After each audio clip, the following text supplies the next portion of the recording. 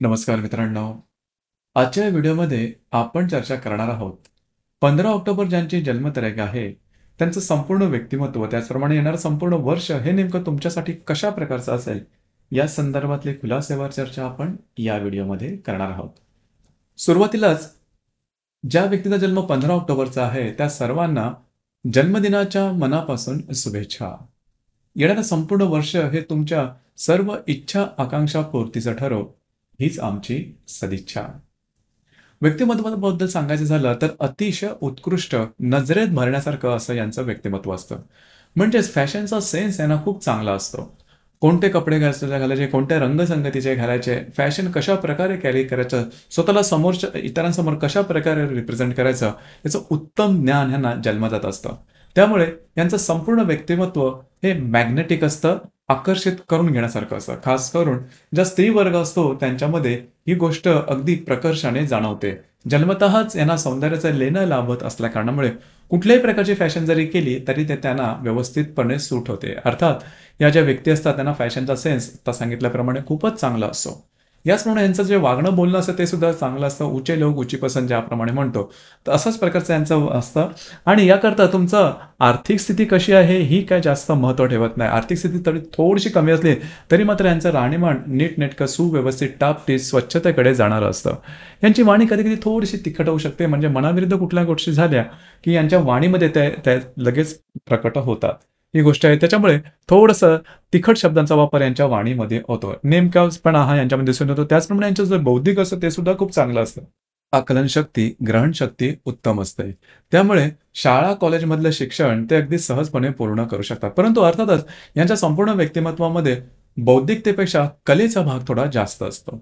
नृत्य, नाट्य, कला, चित्रपट, संगीत किंवा इतरही कलेच्या संदर्भामध्ये या व्यक्ती खूपच चांगल्या असतात. त्यांची जी आकलनशक्ती असते ती त्या संदर्भात खूप चांगली असते आणि कलेचा पिंडच असतो असं म्हणायला हरकत नाही.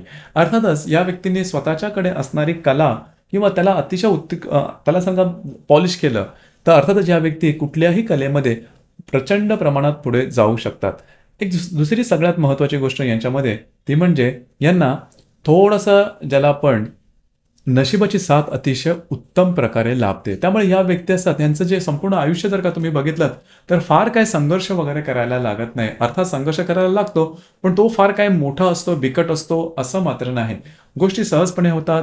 यशाच्या शिड्या यांना पटापट मिळत जातात आणि त्यामुळे ह्या ज्या व्यक्ती असतात यांचा आर्थिक स्तर असतो तो सुद्धा खूप चांगला असतो आणि त्यामुळे यांचं संपूर्ण जे जीवन असतं हे अधिभौतिक सुखावर आधारित असतं किंवा अधिभौतिक सुखांची यांना आवड खूप चांगल्या प्रकारची असते आणि त्यांनी मनोवांछित केलेले जे अधिभौतिक सुख असतात ती त्यांना अगदी सहजपणे मिळतात सुद्धा. अर्थात याचं संपूर्ण जीवन बघून काही जणांना त्याबद्दल थोडासा वेगळेपणा सुद्धा वाटू शकेल किंवा बरेचदा त्यांना कुठल्याही प्रकारचा फारसा संघर्ष न करता संधी या आयुष्यात मिळत गेल्या कारणामुळे त्यांचं जीवन हे बऱ्याच प्रमाणात सुखकर होतं.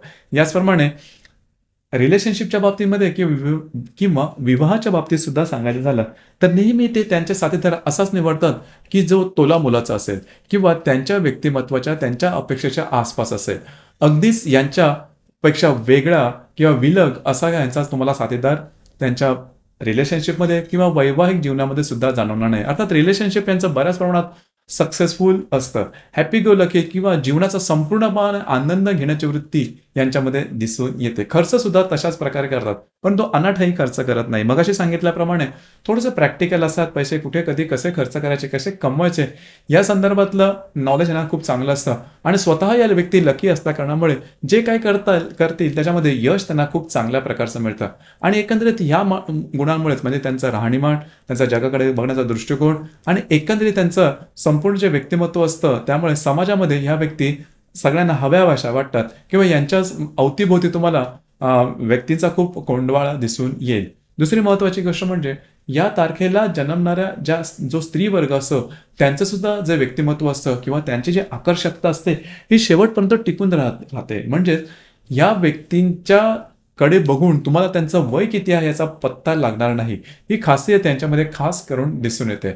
एकंदरीतच आरोग्याच्या संदर्भातलं सांगायचं झालं तर उंची राहणीमानामुळे होणाऱ्या आरोग्याचे त्रास यांना होण्याची शक्यता थोडीशी जास्त असते. ओबेसिटी, लठ्ठपणा किंवा त्याच संबंधी जे त्रास आहे त्याकडे लक्ष देणं गरजेचं राहील. याचप्रमाणे ॲडिक्शन याकडे खास करून लक्ष देणं गरजेचं राहील.